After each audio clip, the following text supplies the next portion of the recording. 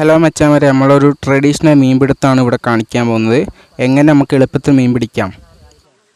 ആദ്യമായി നമ്മളൊരു 8 കാലി വല എടുത്തത് സ്ട്രെങ്ത്ത് കൂട്ടാൻ വേണ്ടിയിട്ട് 3-4 ലെയറായിട്ട് എടുക്കേണ്ടതുണ്ട്. അങ്ങനെ നമ്മൾ അതിന് വേണ്ടിയിട്ടുള്ള ഇരയായിട്ട് എടുത്തത് ഒരു മണ്ണിരേനെയാണ്.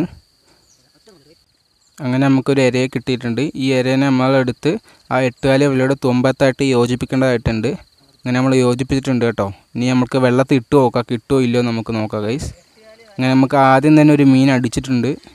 നമ്മൾ പ്രതീക്ഷിച്ചൊന്നുമില്ല കിട്ടുമെന്ന്, പക്ഷേ നമുക്ക് ആദ്യം തന്നെ അടിച്ചിട്ടുണ്ട്.